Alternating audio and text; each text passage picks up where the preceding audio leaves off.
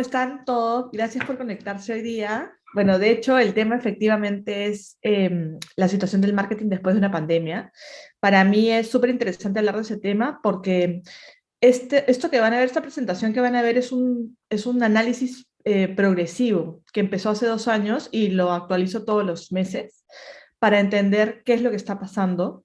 Y parte de una realidad personal que me tocó vivir en ese momento, que es que cuando empezó la pandemia yo estaba en Sudáfrica, me quedé varada ahí durante la pandemia por 5 meses. Luego trabajé en Houston 3 meses y ahora vivo en Italia hace casi un año. Entonces, un poco la situación fue que cuando yo empecé a enfrentar la pandemia desde las marcas que manejamos en Claridad, los clientes me decían, ¿qué pasa con la estrategia el día de la pandemia, el día que se cerraron fronteras mundiales, ¿no? ¿Qué pasa con la pandemia? ¿Qué hacemos con la estrategia? ¿Qué pasa con la marca? Y yo le decía a todos en ese momento, honestamente no sé, porque déjame estudiar y entender la situación. He visto en el Desk Research qué cosa es lo que pasa con el mundo y la última pandemia que hemos vivido como humanidad fue hace 100 años en España, la peste negra, y ni siquiera había tecnología. Entonces, esto es una situación nueva en el mundo, por primera vez la estamos viviendo, déjame estudiar esto. Y eso responde a un aprendizaje que tuve en la empresa donde trabajé 20 años, FCB, que por coincidencia estoy volviendo a trabajar ahora algunos proyectos con ellos aquí en Italia. Y bueno, muy interesante porque lo que me explicaron ellos digamos, en la visión global fue que una estrategia se reanaliza en 3 momentos, ¿no? Cuando cambia el consumidor, cuando cambia la marca o cuando cambia la competencia. Y una pandemia nos cambia todas las variables. Entonces, claramente es una situación para analizar con muchísimo cuidado. Y ahora estoy en nuevamente un dilema porque viviendo en Italia empieza la guerra de Ucrania y Rusia y yo trabajo con países como República Checa o Rumanía. Entonces, eso hace que también sea una nueva dificultad que se tenga que analizar y estoy otra vez empezando el estudio proyectivo. Progresivo para ver qué pasa con la guerra, ¿no? Y en realidad es bastante complicado que el mundo pase primero por una pandemia con 3 olas claras y luego pase por una guerra. Entonces, eso nos va a tocar a todos de manera personal, de manera profesional y a todas las industrias, no solamente al marketing, sino a todas en general. Yo estoy manejando actualmente, Claridad ha manejado en 8 años como 140 marcas y todas están ahorita con revisiones estratégicas y de marca, ¿no? Por obviamente las circunstancias. Entonces es muy interesante. Dicho eso, voy a pasar a mostrarles la presentación. Como les decía, esta es la primera vez que se presenta esta versión del efecto pandemia, porque fíjense que acabamos de cumplir 2 años del estudio progresivo, ¿no? En marzo se cumplen 2 años desde que empezamos a hacer ese estudio y es bien interesante cómo esto ha ido avanzando en el tiempo, ¿no? La primera parte tiene que ver con un estudio en Perú, en particular en Lima, que habla del cambio de comportamiento en el tiempo, y la segunda parte tiene que ver con el Desk Research. ¿Qué cosa es el Desk Research? Es una información que no ha sido creada por nosotros como la primera parte, sino que ha sido recopilada por nosotros. Entonces aquí lo que hacemos es, en 2 años personalmente y todo mi equipo y yo creo que todas las personas en el mundo han sido víctimas de fake news, ¿no? La tecnología trae un montón de cosas buenas, pero entre las cosas complicadas que trae es la posibilidad de que todo el mundo pueda interactuar y poner información de todo y que se pueda ver como si fuera una noticia real. Entonces, en ese periodo de tiempo, en esos 2 años, hemos estado haciendo como un ranking de las noticias o de la información de marketing más relevante en el mundo y la hemos recopilado. Es como una especie de ranking de las mejores cosas que encontramos. Eso lo vamos a ver en la segunda parte. Entonces, empecemos. Esta lámina es con la que empiezo, me parece la más interesante. Es una lámina de una parte del estudio que tiene que ver con emociones asociadas en la comunidad, en la sociedad peruana, en realidad, ¿no? ¿Y por qué me parece de la más interesante? Porque nosotros empezamos a analizar cómo se sentía la gente. Y estos son los puntos clave o de dolor en el camino de 2 años, ¿no? Y en realidad hemos encontrado una serie de progresión también en las emociones, que es nosotros enfrentándonos a un problema global y a una situación que nos afecta a todos de en alguna medida, ¿no? Porque de todas maneras la pandemia nos cambió. Yo sí reconozco que soy una persona distinta hoy día que hace 2 años. Entonces, eso creo que nos ha pasado a todos. Todos podemos decir que la pandemia nos cambió en varias dimensiones, ¿no? Y cuando yo vi esta diapositiva y la empezamos a trabajar en equipo, pues me llamó muchísimo la atención porque yo hace 8 años pasé por una pérdida personal muy fuerte, una muerte muy dolorosa, y leí muchísimos libros sobre superar el luto o el dolor. Y cuando revisé esta diapositiva, me di cuenta que así como el luto tiene 7 pasos de superación, digamos, de proceso de superación, que empiezan con la rabia o el dolor y terminan con la aceptación, en esta lámina están los 7 pasos. Eso quiere decir que la sociedad ha pasado por un luto también en este periodo de 2 años y que ese proceso ha sido muy duro, muy doloroso y que nos ha llevado a pasar y a sentir cosas que probablemente no habíamos pasado o sentido antes, ¿no? Entonces, en la primera fase, digamos que los primeros 6 meses de la pandemia y de las cuarentenas, ¿no? Las personas pasaron por preocupación, muerte, temor e incertidumbre. Eso quiere decir básicamente que la gente lo que pensaba es me puedo morir mañana o se puede morir gente a la que yo quiero, ¿no? Y todas las personas pasamos por eso en algún nivel, ¿no? De hecho, como no sabemos a qué nos enfrentamos, como no sabíamos quién nos podía contagiar, como hay personas asintomáticas, es como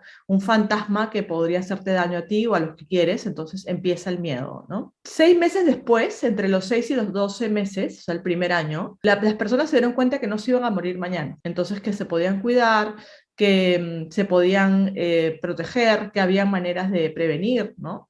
Y entonces pasaron a una siguiente fase en donde se adaptaron a los cambios, entendiendo que era una enfermedad grave, que había un contagio latente, pero que de todas maneras había una forma en que esto se podía prevenir, ¿no? Después del año empezó una reacción que yo creo que en Perú, por ejemplo, se puso en llave con la situación política, con la situación económica, con la situación social, que fue la rabia. La rabia, en un país en el que usualmente hemos vivido de espaldas unos a otros, tiene que ver con molestarse con el entorno por comportamientos. Por ejemplo, aquí en el estudio hablamos con personas muy diferentes, ¿no? De diferentes edades, de diferentes niveles, de diferentes maneras de ver la vida. Y había un grupo muy grande que decía, qué rabia me da que la gente salga como si nada cuando yo estoy acá encerrado un año y me estoy cuidando y no voy a ninguna parte y no veo a nadie y la gente está saliendo y qué molesto estoy por esto, ¿no? Entonces había la mitad de la gente muerta de rabia porque la otra mitad salía. Y cuando hablabas con la otra mitad te decía,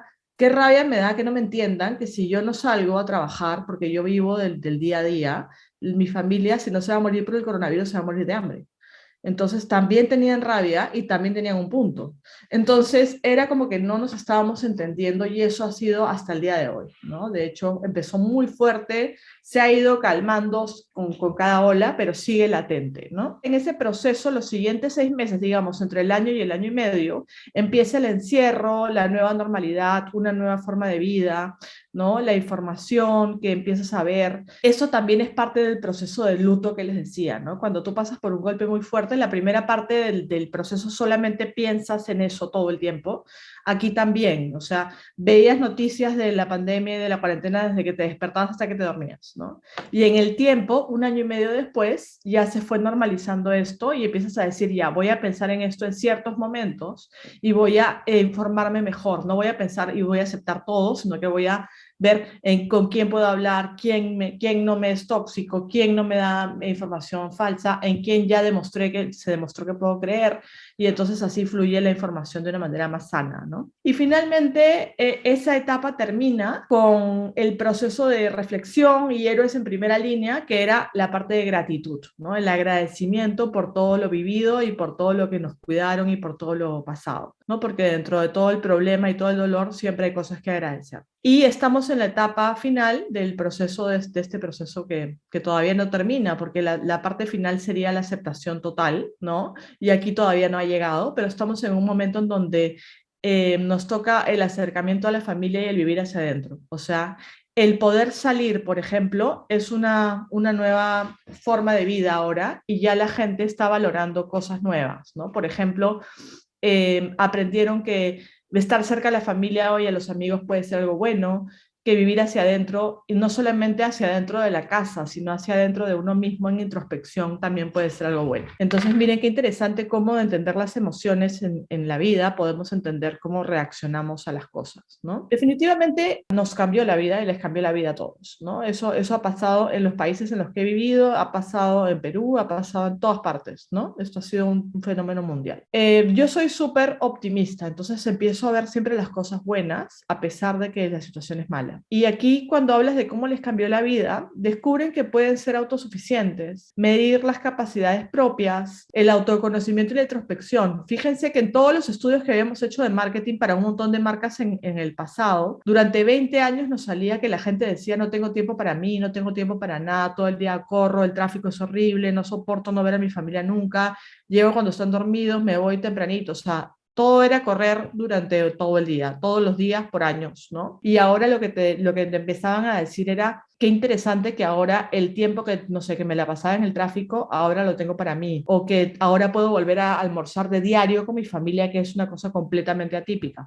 Entonces, todo eso es parte del proceso de autoconocimiento, de introspección y valoración de las cosas, ¿no? Obviamente, saltó inmediatamente la incertidumbre sobre la economía, en este caso, la ola de pérdidas de trabajo,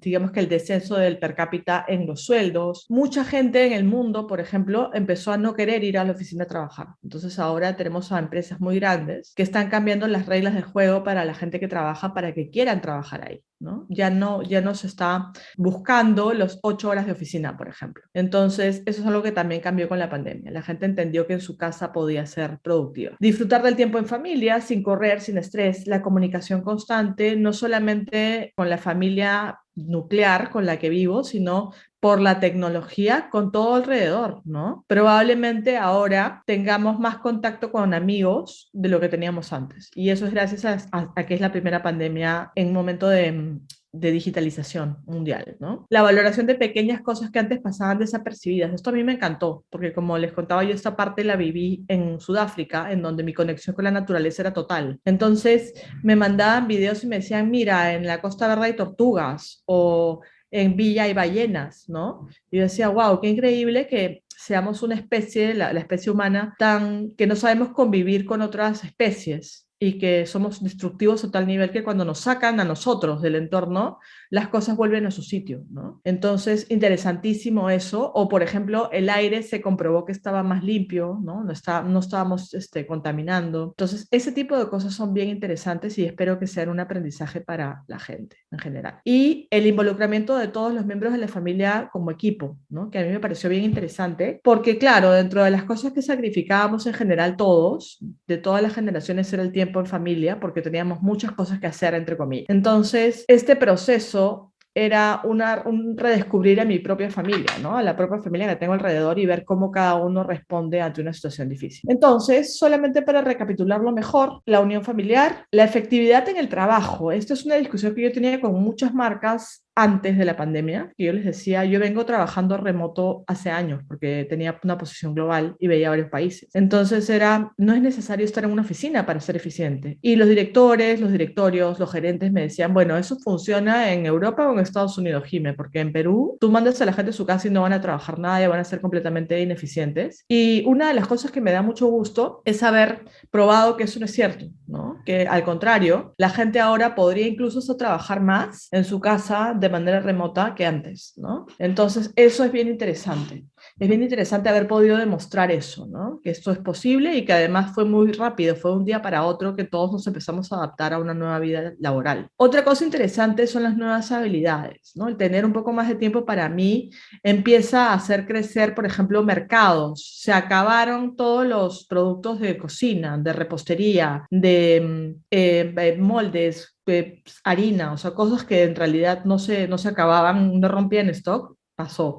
Se acabaron todas las pesas, todos los mats de yoga, todos los productos para hacer deporte también se acabaron. Entonces aquí es donde uno empieza a pensar: en una pandemia las marcas deberían sufrir todas. Pues no, hay grandes ganadores y grandes perdedores en la pandemia, y eso también lo vamos a ver en marketing y lo vamos a ver en un ratito, ¿no? Lo otro interesante es el sentido de comunidad. El ser humano es por naturaleza súper egoísta. O sea, el ser humano, cualquier ser humano, es súper egoísta. Entonces, la pandemia nos ha dado la oportunidad de mirar cómo ayudar al otro, ¿no? Y sacar la solidaridad que también tenemos dentro y que esa solidaridad le gane al egoísmo en un montón de casos, ¿no? Y empezamos a pensar también en general. Primero, o sea, antes de la pandemia, uno tendría a pensar, quiero que esté bien mi familia es cercana, quiero estar bien yo y el resto no importa. Ahora nadie piensa así, ¿no? Ahora es, yo sé que si el resto se enferma, mañana nos contagia.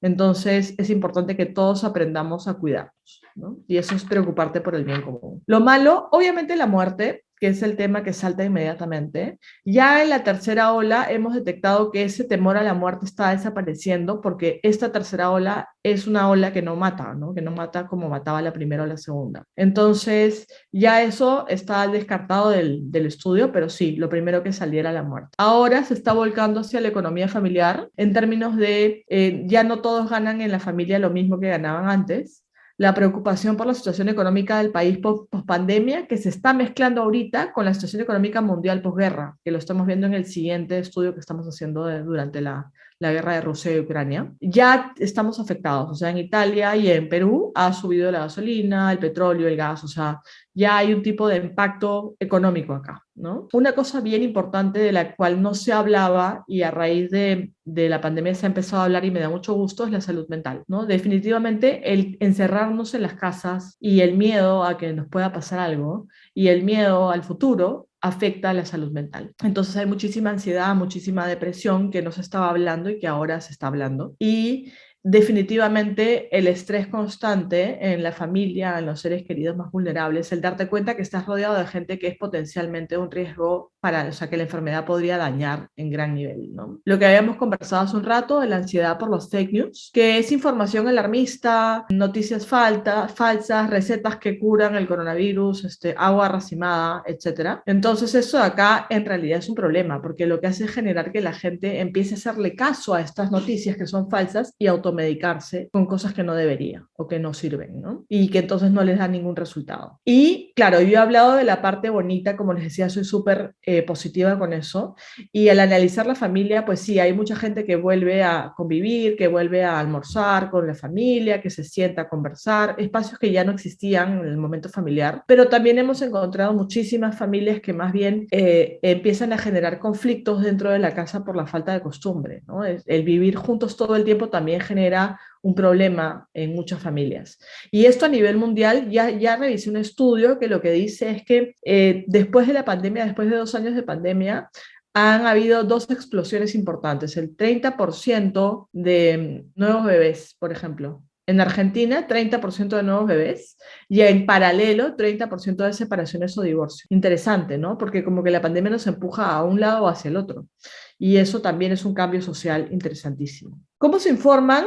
Al comienzo de la pandemia era todo el día. Hoy día ya no. Hoy día ya aprendieron que se pueden llegar a saturar y agobiar. Durante el estudio hemos visto muchas veces la palabra tóxico, ¿no? Esta persona es tóxica o esta información es tóxica. Eso quiere decir que la gente ya se da cuenta que hay personas o que hay información que les puede dañar. Entonces, lo que han empezado a hacer es a bloquear o a sacar de su vida a personas con esas características y empezar a escuchar o mirar a personas que les han dado información correcta durante estos 2 años. Y esas personas normalmente son especialistas o médicos o profesionales especialistas, ¿no? En términos de la economía, pues sigue la incertidumbre, el desempleo y el subempleo, la mano de obra más barata, las empresas pequeñas que quiebran, las empresas que cambian de rubro, las nuevas ideas de negocio. O sea, de hecho, aquí es una de las partes que más me gusta de mi trabajo en marketing, que es ayudar a las empresas a sobrevivir, a cambiar o a mejorar sustancialmente, ¿no? Entonces es como decir, vamos a ver de qué otras habilidades podemos anclarnos para que la marca siga adelante de la manera que necesite seguir adelante. De repente hay que cambiar, de repente hay que renacer, de repente hay que reestructurar, ¿no? Y eso es parte de la estrategia. Y una de las otras cosas que estamos viendo en el estudio progresivo es que los momentos de emergencia en el Perú detonan la creatividad. Y eso es parte de nuestra naturaleza, siempre lo fue, ¿no? Nosotros como sociedad hemos pasado por un montón de momentos difíciles y son los momentos difíciles los que sacan esa parte de creatividad, de salir adelante y de ser. Ahí es donde toda esta cadena de emprendedores peruanos, que somos muchísimos, salta a hacernos vivir de una manera mejor, ¿no? Con más entusiasmo hacia el futuro. Entonces, eso es muy bueno. El tema del uso de crédito, el tema del uso de dinero no efectivo, de dinero digital o de dinero en el banco, también es una corriente. El país es 80% informal y el nivel de no bancarización es altísima. Entonces, la pandemia también cambió eso por una razón muy sencilla, porque la plata al comienzo contagiaba. El pasar la plata de mano en mano contagiaba, porque se transportaba la enfermedad. Entonces, eso ha hecho que la gente tenga que entender más rápidamente y de manera más positiva su relación con los bancos y con el sistema financiero. La economía del hogar ha sido reajustada definitivamente. Todo el mundo está buscando su nueva canasta básica. A mí esto me encantó entenderlo, fue un gran insight para mí. El tema de que cuando me hablaban de alimentación, medicinas y servicios básicos, yo decía, ya, pero la canasta básica se compone así, de alimentación, medicinas y servicios básicos. Pero fue interesante entrar a este punto porque servicios básicos es Wi-Fi, por ejemplo. Es algo que, o sea, tan importante como comprar leche o huevos o tan importante como comprar remedios es tener Wi-Fi. Si no tengo Wi-Fi, estoy fuera del circuito y no puedo ser productivo. Entonces se ha vuelto un servicio básico importantísimo. Netflix se ha vuelto otro, por ejemplo, o Disney Plus o Amazon Prime, ¿no? Estos servicios de streaming. Videojuegos, ¿no? Todo lo que es gaming, importantísimo, parte de la canasta básica. Entonces aparecen cosas tecnológicas dentro de la canasta básica que hacen que el orden de las marcas cambie en el mundo, ¿no? La tecnología tiene un peso muy importante y es uno de los grandes ganadores en la pandemia. La recuperación económica, pues la proyectamos a 2 años a partir de ahora, sin medir la guerra. Dependiendo de Putin y de qué pase con Ucrania y Rusia, pues vamos a ver cómo se va a recomponer la situación económica en los siguientes años. Y la salud mental, que es súper importante, tiene que ver con no saber cuándo y dónde se pueden enfermar. Eso genera mucho miedo, mucha inseguridad. La forma de cómo nos hemos informado hasta el agotamiento también genera un nivel de estrés. Y buscar formas de calmarse y relajarse es parte de huir de eso, ¿no? Ver series, ver películas, tener calls con familia y amigos, etcétera. Cocinar, hacer deporte, ¿no? Esas cosas también. Y los cambios en la industria, aquí entrando un poquito más al marketing, pues todo esto obviamente nos va a cambiar las reglas de juego en el marketing y el diplomado que hemos reconstruido para este año, porque es la 8ª edición ya, está pensado en este futuro, ¿no? En entender a las marcas a partir de ahora en adelante y ayudarlas también. Creo que es un momento súper importante para ayudar a las marcas. Entonces, la principal fuente para el abastecimiento de alimentos durante mucho tiempo ha sido el delivery. Eso hace que ya se cambie un hábito, ¿no? El delivery, que era una tendencia de generaciones jóvenes, hoy día es transversal a todas las edades. También importantísimo que la primera búsqueda de delivery fue a las grandes plataformas, ¿no? A las tiendas grandes, a los supermercados grandes, pero no estaban preparados. Tenían una plataforma digital muy débil, que no estaba preparada para una incursión masiva de consumidores pidiendo cosas. Entonces, hubo muchas quejas de tiempos de entrega, de respuestas, de pérdidas de plata, de cobros dobles, ¿no? De mal uso de las tarjetas. Entonces, lo que pasó en ese momento es que la gente se volteó y empezó a buscar nuevas alternativas y al mismo tiempo aparecieron un montón de emprendedores sacando empresas que vendían pijamas, vendían comida, te llevaban cosas a la casa, te vendían carne, no sé, etcétera. Entonces, en este grupo enorme de gente empieza un nuevo ecosistema de compras, que es empezar a confiar en la gente que me rodea y tiene empresas chiquitas. Y eso fue súper interesante porque además encontramos que la forma por excelencia para pedidos, o sea, para impulsar negocios, resultó el WhatsApp más que una página web o más que una app, ¿no?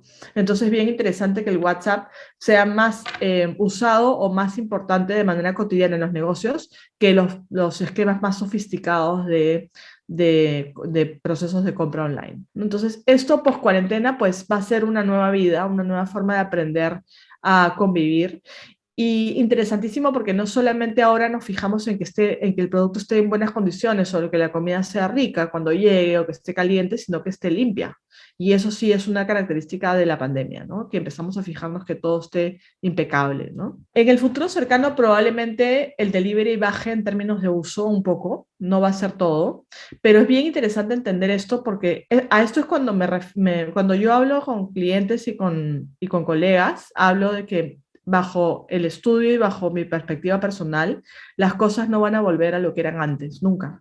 ¿ya? Y eso no significa pues que no vamos a sacarnos la mascarilla, que no vamos a abrazarnos o que no vamos a ir a un concierto o a un evento.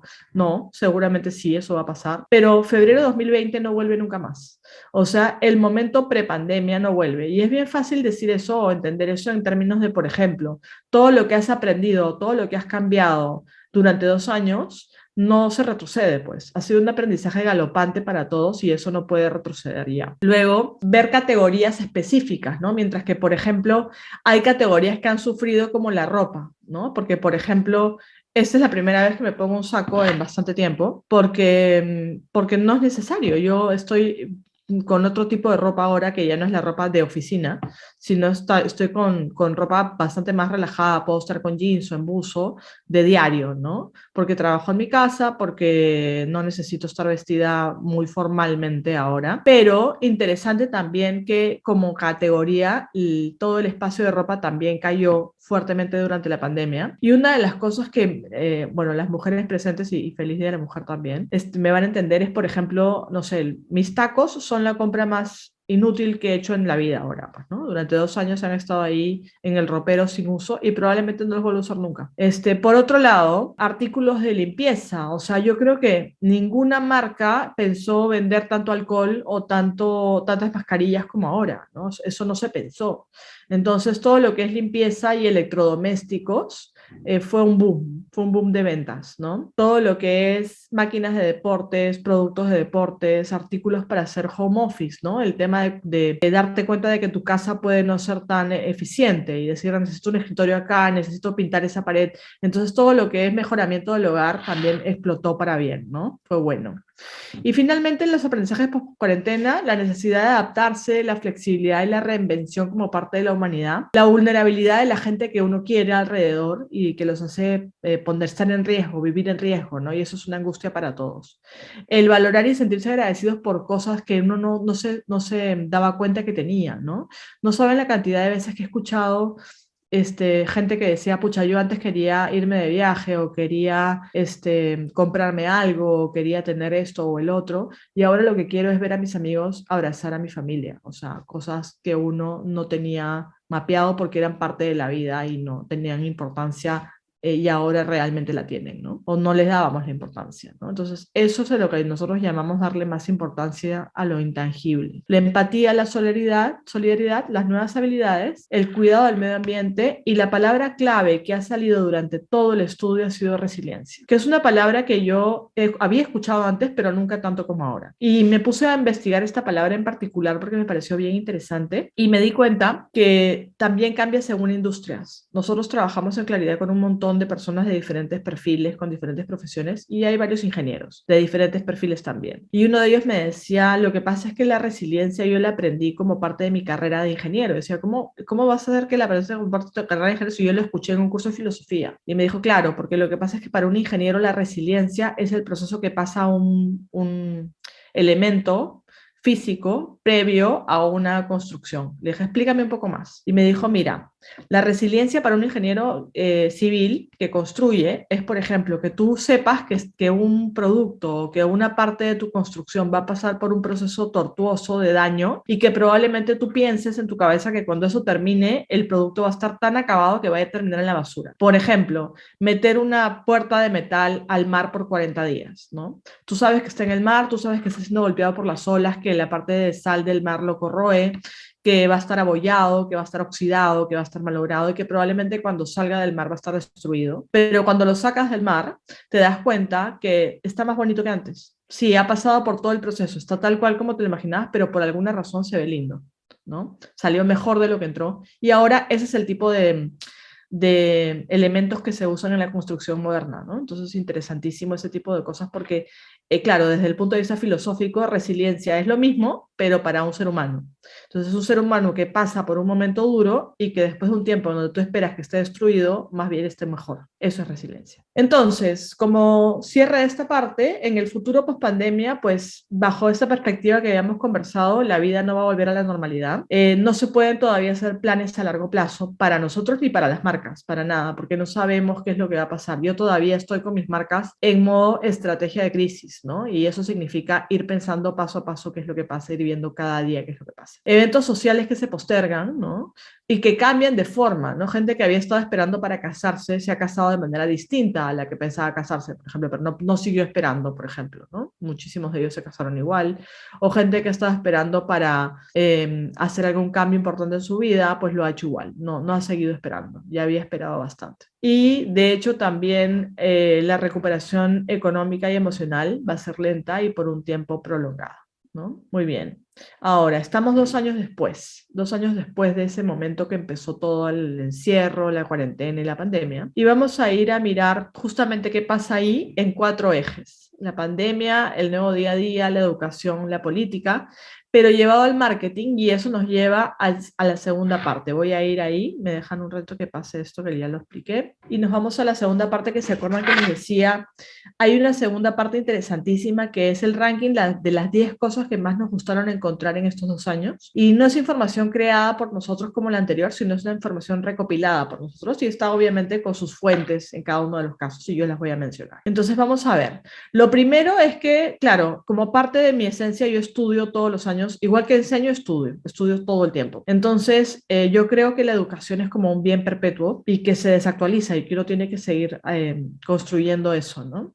Entonces, he estado participando en másters, en cursos, en eventos que me han alimentado un montón. Mi equipo también, y gente con la que trabajamos, tipo que en varios países también, y nos mandan información todo el tiempo y tenemos una base de información general del mundo, ¿no? Y esto es parte de eso. Entonces, por ejemplo, ¿qué pasó? Esto es parte del último Festival de Cannes en Francia, que lo dictó este curso el profesor Scott Galloway, que es profesor en la Universidad de Nueva York, y lo que él decía, por ejemplo, es que desde su posición de estudiar Estados Unidos, se había dado cuenta que el e-commerce, por ejemplo, se había demorado 10 años con un montón de gente trabajando, con un montón de tiempo, dinero y esfuerzo invertido, en subir 15 puntos, ¿ya?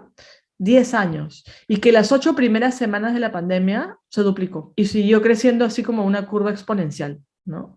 Entonces, súper interesante el darnos cuenta que un momento como la pandemia puede cambiar nuestra visión de las compras online, ¿no? Esto a nivel mundial. Y esto que también me pareció bien interesante, yo les contaba que yo estudié un montón, uno o sea, digamos que el curso, la parte de mi carrera en posgrado más fuerte fue estudiar en Chicago, en Kellogg, en el 2008, que es esta parte de acá. Yo llegué y viví aquí en Estados Unidos en el 2008 cuando había una crisis. O sea, yo llegué y justo coincidió con algo que no sé si ustedes vivieron o se acuerdan, que fue la crisis inmobiliaria del 2008 en Estados Unidos. Entonces, había en mi clase, la mitad de la clase estaba desempleada recientemente y ya habían estado, digamos que, empezando su maestría conmigo y seguían estudiando aquí. Entonces, esto de acá yo lo viví en persona y fue muy duro, fue muy doloroso y había mucha recesión, ¿no? Y eso nos lleva a un -10% más o menos en recesión, que comparado con el resto de recesiones en la historia, pues era enorme, ¿no? Miren dónde estábamos hace un año, lo que había impactado la pandemia, ¿no? Entonces, interesantísimo ver el efecto de recesión que genera en el mundo una pandemia. Esta es una fuente que a mí me encanta, que se llama Good Rebels. Ellos lo que hacen es hacer estudios todo el tiempo, entonces nos llegó este estudio que se llama La Nueva Anormalidad, ¿no? Te hablan de nuevos hábitos más digitales, la inversión publicitaria revuelta. Esto es algo que pasa siempre y que en realidad hay que saberte manejar en el mundo del marketing y la publicidad, y es algo que también vamos a aprender, que es que todas las empresas, cuando hay un problema de crisis, recortan la inversión publicitaria y el marketing. Entonces ahora lo que nos está pasando es que ya lo recortaron por 2 años, pero hay un rebote en muchas partes del mundo. Europa es una de esas partes que ahorita está en stand-by nuevamente por la guerra, pero está justamente recuperando la inversión de marketing y publicidad. Hay ganadores y perdedores. Uno pensaría que en una pandemia siempre hay perdedores, pues no, hay un montón de marcas ganadoras que ahora vamos a ver también y vamos a ver por qué. Y la palabra clave para la publicidad y el marketing es la reinvención, ¿no? El ayudar a las marcas a reinventarse. Ese es un cuadro del mismo estudio muy interesante, que yo os lo voy a explicar de manera muy sencilla, pero es muy interesante entenderlo.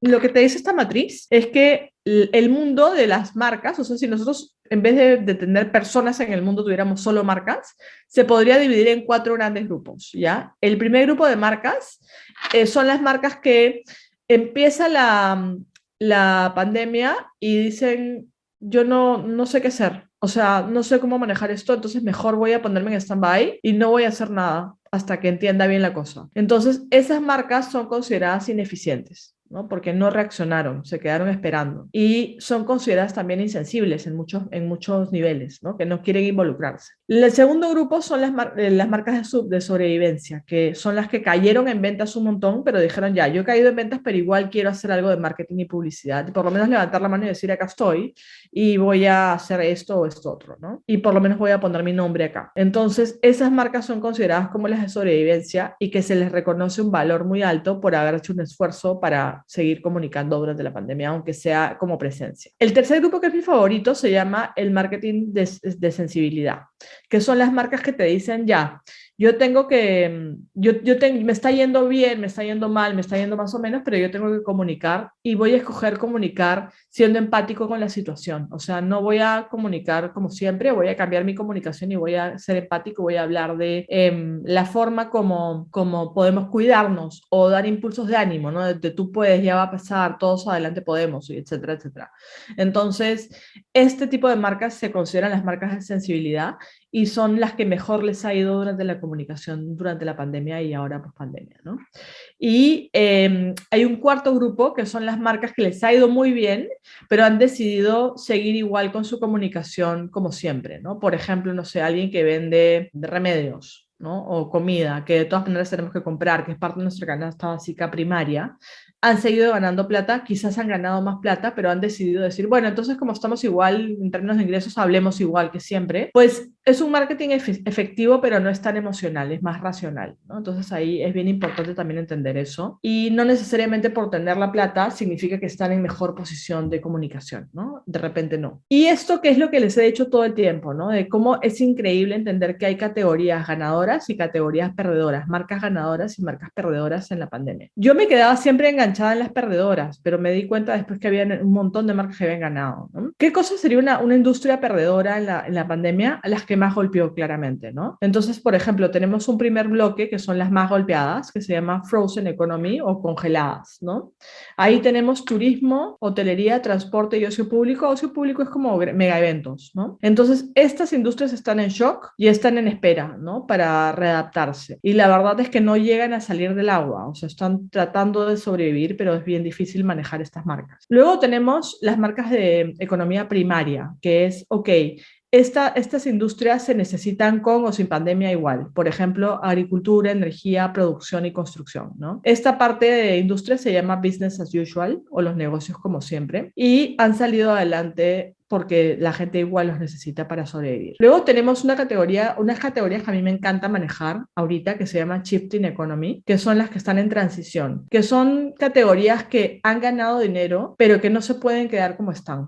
Salud y bienestar, banca, educación. Es decir, necesitas reestructurar y cambiar tu visión en estas industrias para poder salir adelante, porque esa plata que estás ganando tiene que ser invertida de manera inteligente para un futuro distinto para tu categoría, ¿no? Definitivamente esto va a cambiar. Luego tenemos los que tuvieron foco en comercio digital son parte de los ganadores, ¿no? Que ahí está alimentación, electrónica, moda, lujo, belleza, hogar y decoración, que lo hemos conversado, que son cosas que uno diría que no deberían estar en buena posición y están increíblemente bien, ¿no? Y tiene que ver con la reacción de la gente frente a las marcas. Y las que más han ganado tiene que ver con digital, entretenimiento digital, telecomunicaciones, software y apps y medios digitales, ¿no?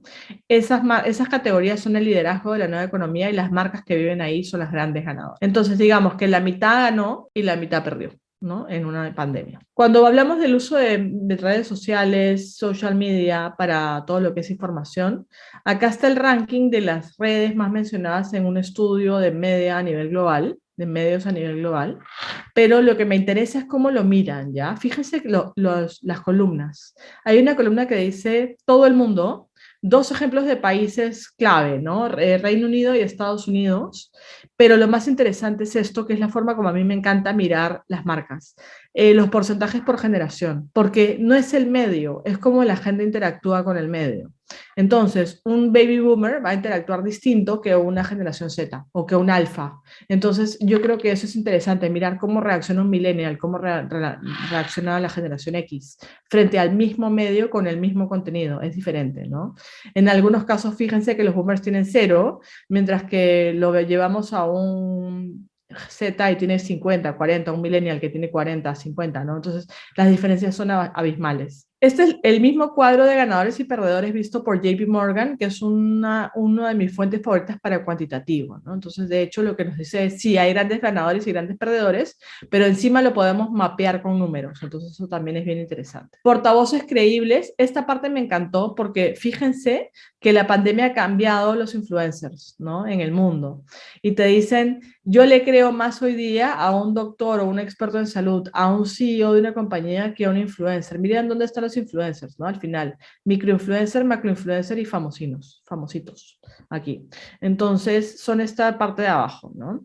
Entonces, fíjense que un empleado X en una compañía X tiene mucho más credibilidad que un influencer. Y eso me pareció un cambio importantísimo en la visión. O sea, quiere decir que cuando hay un problema social o sanitario o político grave, la gente va a buscar experiencia, ¿no? Más que carisma. Luego, este es un cuadro de Good Rebels también que te dice, las cosas han cambiado tanto que el futuro va a ser distinto. Este es un capítulo entero en el Strategy Mastery, ¿no? Lo que vamos a ver es justamente esto, que es que en el momento en el que cambian las cosas en la casa, en el que cambia la regulación de un país o en el que cambia la inversión privada y se vuelve súper digital, entonces todo va a cambiar en el futuro. Van a cambiar las experiencias del consumidor, los customer journeys, el customer experience, van a cambiar los modelos de negocio y el trabajo distribuido. Entonces, en realidad, te están diciendo, va a cambiar todo. Entonces, analizando esto y estudios como este, es que hemos hecho todo un capítulo de cambio, ¿no? De cómo enfrentar el cambio en el marketing. Y eso tiene que ver con el cuadro anterior, que es que uno encuentra detonantes a lo largo del camino, ¿no? Hay aceleradores, que son tecnologías especiales, ¿no? Hemos escuchado mucho de inteligencia artificial, de Siri, de Alexa, de cosas que antes veíamos como parte de Black Mirror, ¿no? O de ciencia ficción, y ahora son parte de la vida de todos, ¿no? Luego la actividad dentro del hogar, que va a continuar creciendo y a más velocidad la parte tecnológica de casas. Y las macrotendencias, que es otro capítulo que vamos a mirar y que yo las he visto toda mi vida, que son los grandes cambios en el mundo que van a sustentar el futuro, ¿no? Entonces, un poco eso.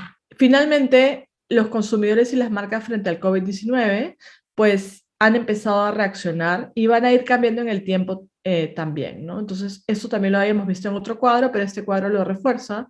Las marcas que te ayudan a aprender sobre tu vida nueva, ¿no? Sobre me quedo en casa y entonces qué hago y entonces cómo me cuido y entonces cómo cuido a los demás, entonces cómo trabajo y entonces hablan de eso. Las marcas que te dicen ya, estoy ganando menos, pero voy a seguir invirtiendo en comunicaciones. Las marcas que deciden ponerse en stand-by y esperar.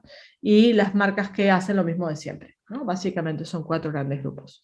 Y acá está un cuadro que explica en el mundo qué marcas han ido para dónde, ¿no? Entonces es interesante porque acá hay marcas de todo tipo que te dicen ya, estamos haciendo esto, esto y eso se mide, ¿no? ¿Qué funciona, qué no funciona, qué es bueno, qué no es bueno, ¿no? Este es un cuadro de cómo, un poco cómo los medios influyen en las generaciones y esto tiene que ver con lo que hablábamos hace un rato de mirar las cosas por generaciones. Esta es la generación Z, los millennials, la generación X y los boomers, ¿no?